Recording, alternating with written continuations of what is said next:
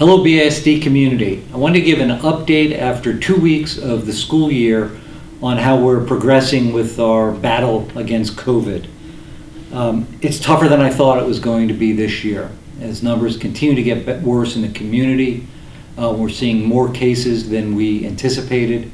Over the first 2 weeks, we've seen 84 total cases reported to us. This reflects the very high level of community spread in Northampton and Lehigh counties right now. We're working hard to do contact tracing in all of those cases. Our contact tracing looks at what classes does a student have, who sits near them, who do they eat lunch near, are they in activities, do they play sports, what bus do they ride, do they go to VOTEC for the older students. So we look at all the possible ways that a student might have had a close contact, which is defined as within 6 feet for more than 15 minutes. Now, with the CDC guidelines, if two students are within 3 to 6 feet and they're masked, they're not considered a close contact. So we go through all of these for every single case. We check out to identify close contacts. You're probably aware through media accounts that Miller Heights Elementary School moved to remote learning for this week. The reason for that is that over the course of the first 2 weeks, they had 12 positive cases reported to us, 10 of which came in the second week alone. And because of the number of cases, the number of kids that were in various classrooms and grade levels, it was hard to tell, is there spread or isn't there? I know of only one case that was clear to me that a student was a close contact of a positive student, and now that student is positive. In many cases, we know that the student is positive because of a close contact at home. Generally, that's how it happens. But there were enough cases happening at once across multiple classes and multiple grade levels with more than one case in several classrooms that we decided to just basically call the timeout, keep everybody away from each other, make sure that the spread is not occurring in school, and give time to break any connections between positive cases and close contacts.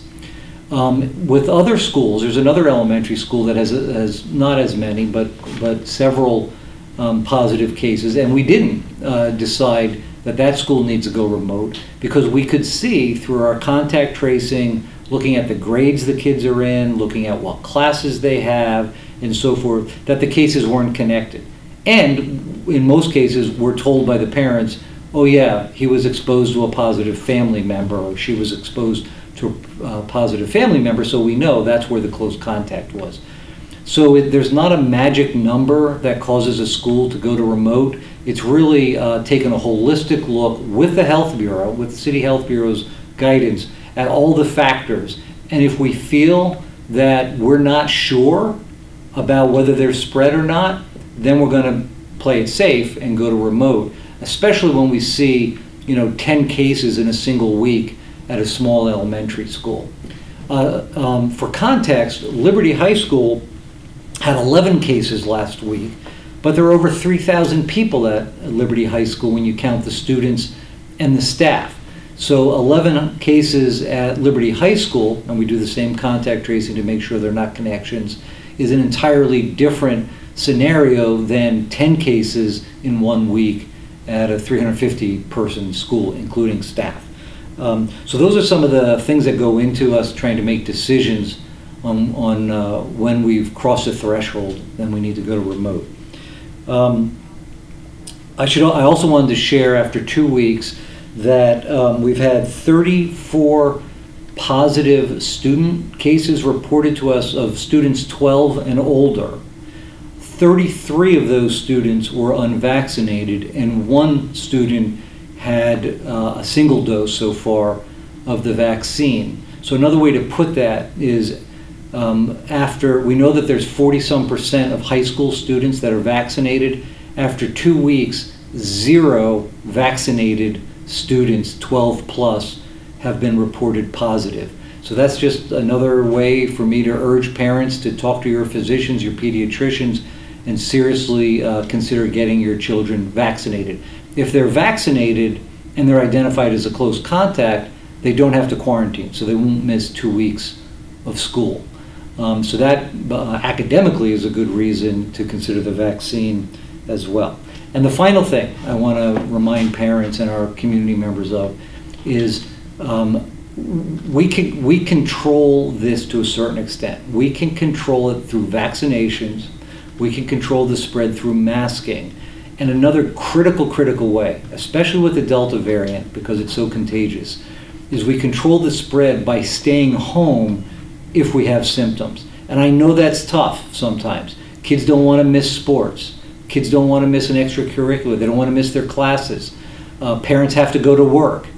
But when we send kids to school with symptoms, if they turn out positive, then we have another handful of kids that are out of school because of quarantining.